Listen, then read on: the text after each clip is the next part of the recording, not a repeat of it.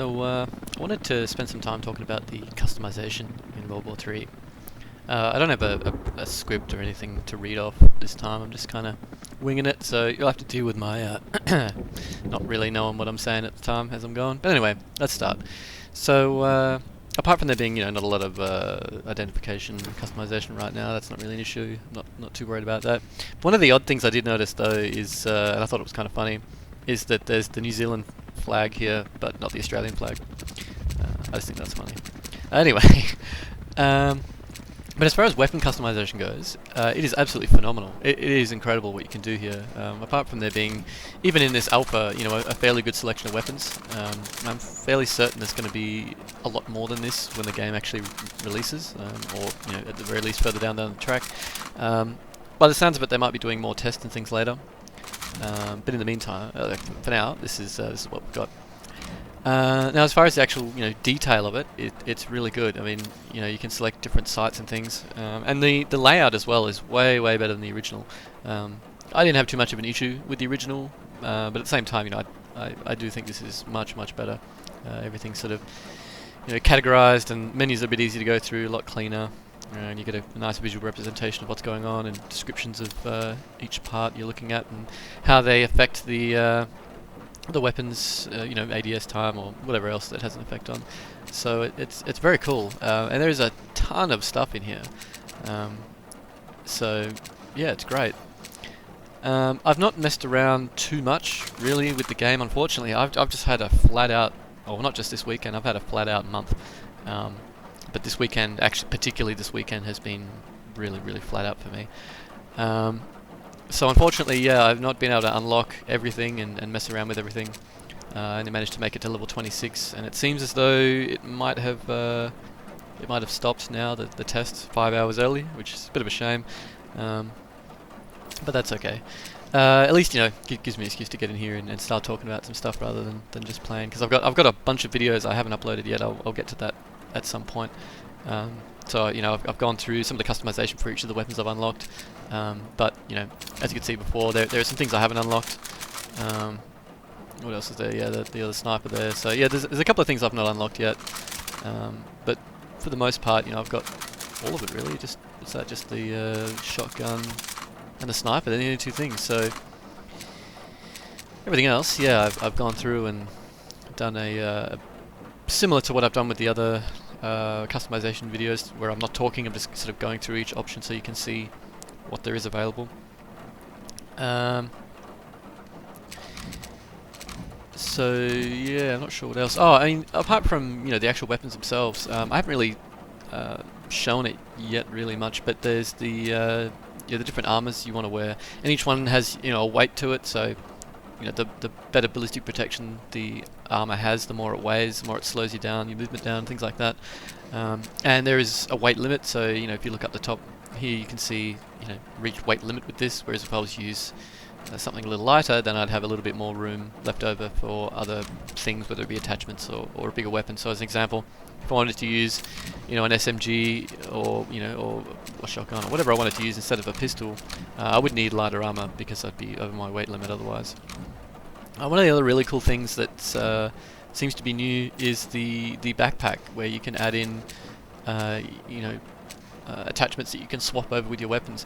I did test it a little bit, and I sort of messed around with it a bit in game, and you can, as far as I know, it seems as though you can put these on pretty much any gun. I'm sure there are probably some limitations. If something can't go on there, then it won't. But I didn't reach a situation where I couldn't put anything on there, so it looks pretty good. One of the issues I had, it's probably just me, I probably should have just looked it up, but I couldn't work out how to actually use the underslug shotty. But I haven't looked it up or anything, and I'm not particularly interested. I was just seeing if I could, and couldn't work it out off the top of my head or immediately. So I was like, oh, whatever, I won't worry about that for now. And that's what I was planning on doing today. But yeah, it seems that the test is not working. Right now, at least. I'm hoping it comes back at some point before it officially ends. What's 10 PM for me, which is about 6 PM right now. So yeah, it's about 4 hours left. Yeah. So anyway, I'm hoping it comes back at some point. But I thought, yeah, I'll just do this video for now. I haven't really messed around too much with the other grenades. The smoke grenade has been really handy. I quite like that. You know, going into your backpack, selecting smoke grenade and chucking it out. I think that's great. Concussion grenade probably is. I just haven't really been in the right situation to use it. And the gas grenade, I've just not used it. I've had it in my backpack, but I've just not used it. I probably should. And it's funny, you know, going through this now, sort of thinking of a few things. It's like, oh yeah, I really want to get back into it so I can test out some of these things that I haven't messed around with yet. But that's all good. There'll be plenty more time for this anyway. Like I said earlier, I'm pretty sure there'll be another test at some point. And even if there's not, you know, this game at this point seems certain to release at some point. So that's excellent. Other than that, you know, the strikes customization is also pretty awesome. So they've changed it a little bit now. So previously, I think you could select pretty much any combination of 3 of these strikes, whereas now you're limited, sort of. I mean, not this is a bad thing. I think this is probably for balancing reasons, and I'm totally okay with this. But I think now they've changed it so that you know, the first one you can select radar or jammer. The second one you can select some kind of, you know, airstrike, artillery or bombing, and then the third one is a vehicle of some kind, whether it be, you know, a drone or which I love the Leviathan. I really wanted to use the Leviathan more. It's just, for me, I don't know why it took so long for me to unlock anything with the Leviathan. It just yeah, like it seems to level up really slowly, but I really wanted to mess around with the Leviathan. But one of my favorite attachments from the original was the 25mm cannon, but I don't unlock that till level 14. And the other thing I really wanted was the UAV radar, but that's level 13. So, and I think I've only got it to level 2. So, yeah, it takes a really long time to level this one up for some reason. So I didn't really get to mess around with any of the other, you know, customizations with it, which is a bit of a shame. Anyway, as I was saying, yeah, so this one, yeah, so it's drones and you know, IFVs and tanks and whatever else. So it's pretty cool. And then each one, you know, has a couple of options at least, or that one, but most have you know, at least a couple of options. So I did mess around a little bit with the helicopter drone. I found it pretty useful, pretty good, but you know, most of the time I used it, it got taken out almost instantly. On Moscow, so, but other than that, yeah, it's pretty good. I haven't actually messed around with the quadcopter yet. I've seen people messed around with it, but there are some things I haven't tried. Like, I don't know if you can attach C4 to it or something like that.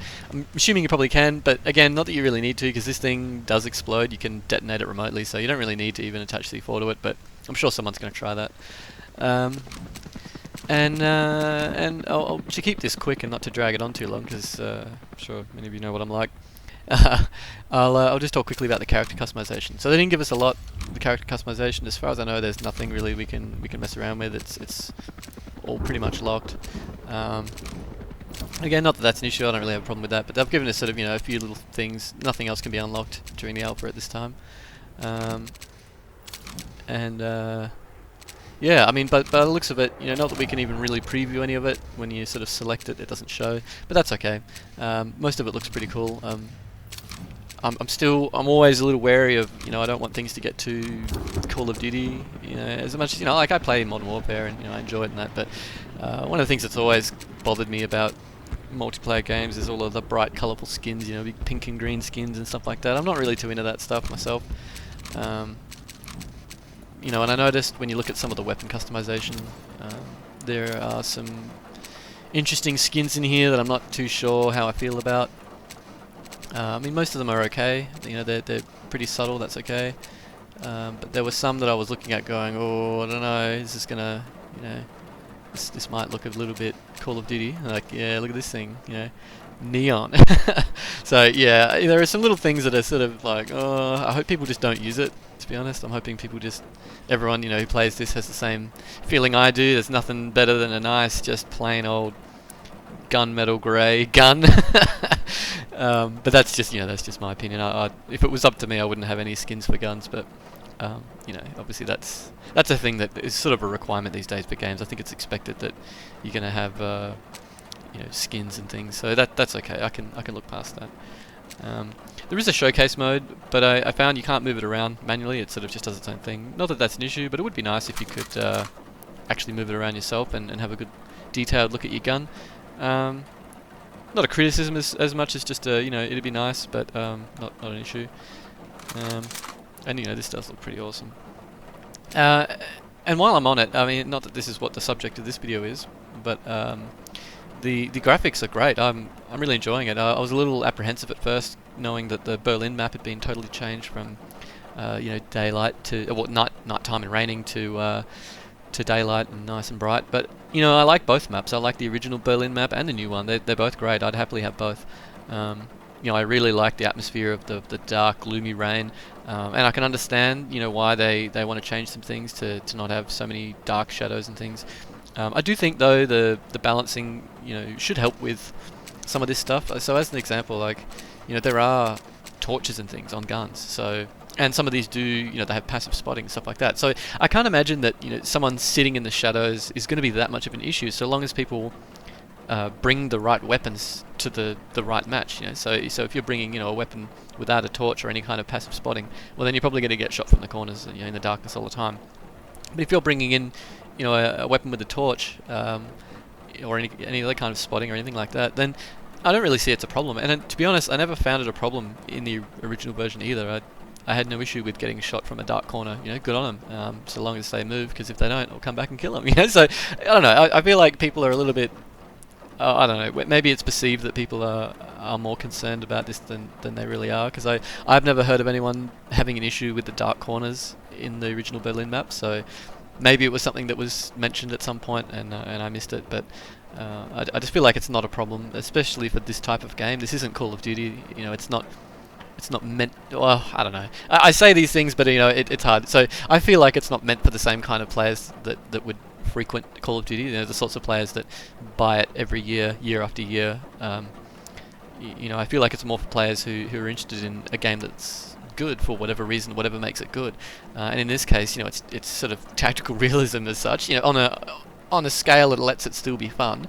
It's not a simulator, but it's also not too arcade. It lies somewhere in the middle. Like a lot of these games do, like Squad and those kinds of games where Hell Let Loose, where they're somewhere between arcade and simulator. And I think this sits really well in the middle. But I do feel like this new version seems to be accommodating the players that would rather not have to worry about dark corners and things like that a little more than I think it should. And again, I don't think by no means is this a deal breaker for me.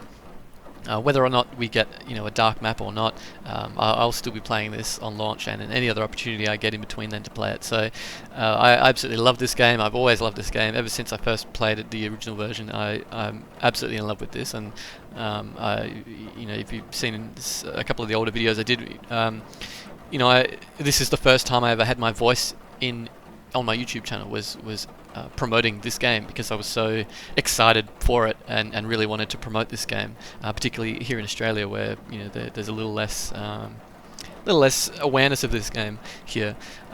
So yeah, it's something to keep your eye on. If you haven't played this yet, you can't buy it right now. You can't even buy the old version right now. But keep this in your wish list or whatever on Steam. Keep your eyes open for the news on it. Join the World War III Discord, things like that.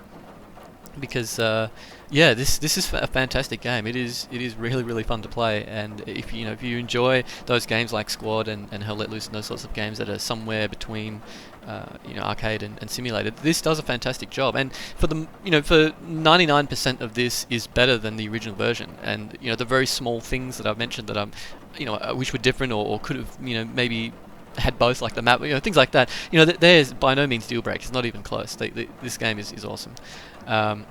So yeah, definitely keep your eyes open for it. I have my own Discord. It's mostly just for my friends and I. But if you did want to see news and stuff when I post it up, reach out to me or whatever in the comments, and I'll see about maybe inviting you to the Discord over. Because yeah, I post a lot of stuff in there. Sometimes. So anyway, but yeah, I hope you enjoyed this. This was just a quick, look at my opinion of the customization and my thoughts on it all. So yeah, let me know what you think.